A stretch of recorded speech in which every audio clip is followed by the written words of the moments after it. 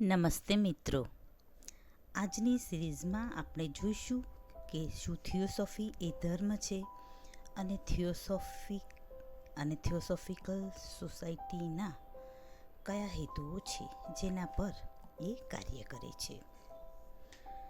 તો આપણો પહેલો પ્રશ્ન, શું થિયોસોફી એ નવો ધર્મ છે? ના, બિલકુલ નહીં. થિયોસોફી ધર્મના વાડાઓમાં કે સંપ્રદાયોમાં માનતી નથી.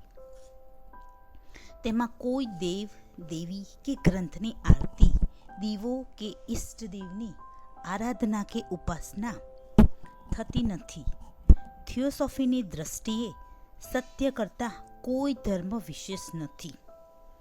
ધર્મ એ તો આત્મ અનુભૂતિનું એક સાધન છે.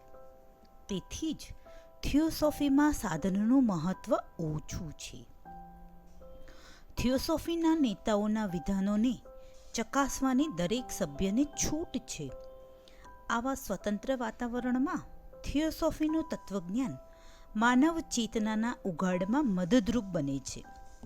થિયોસોફી વ્યક્તિ પૂજામાં માનતી નથી. કોઈએ કોઈને ગુરુ માનવાનું નથી અથવા તેની કંઠી બાંધવાની નથી. થિયોસોફી એ તો જીવનની સાચી સૂઝ જાગૃત કરવાની પ્રક્રિયા છે. એ જીવન જીવવાનું વિજ્ઞાન છે. આવું હોવા છતાં એને બીજી રીતે ધર્મ કહી શકાય. જીવનનો વિકાસક્રમ શું છે તેનું સામાન્ય જ્ઞાન મેળવ્યા પછી જે માર્ગ આપણી સમક્ષ દેખાય છે તે માર્ગે સહેલાઈથી અને ટૂંકી રીતે કેવી રીતે આગળ વધી શકાય એ રહસ્ય થિયોસોફી સ્પષ્ટ કરે છે.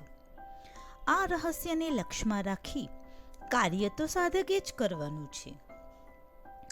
કોઈ વ્યક્તિના આશીર્વાદથી આધ્યાત્મિક ક્ષેત્રે ખાસ આગળ વધાતું નથી. અંધશ્રદ્ધાને અળગી કરી સ્વપ્રયત્નથી બુદ્ધિપૂર્વક આગળ વધતો માણસ આત્મ અનુભૂતિ કરી શકે છે. થિયોસોફીમાં જે દિશા સૂચન કરવામાં આવ્યું છે તે અનેક સાધકોએ ભૂતકાળમાં તેમની સાધના દરમિયાન પ્રાપ્ત કરેલી અનુભૂતિનો પરિપાક છે.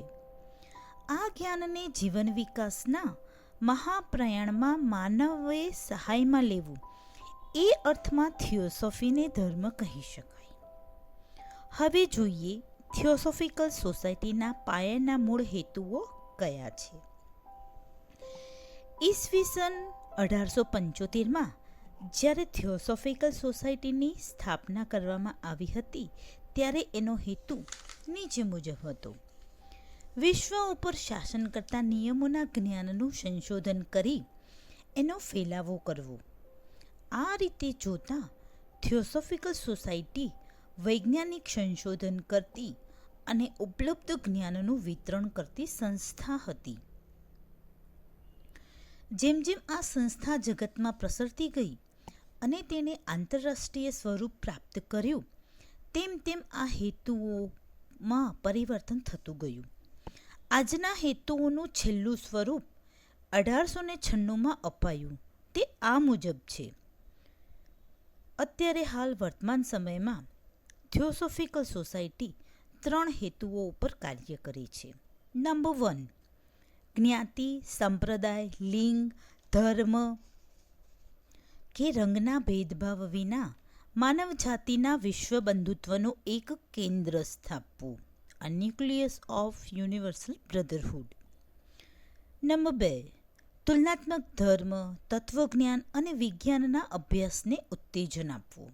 નંબર 3, કુદરતના અસ્પષ્ટ નિયમોનું અને માનવમાં રહેલી ગુપ્ત શક્તિઓનું સંશોધન કરવું અને માનવ જાતિની ભલાઈ માટે તેનો ઉપયોગ કરવો.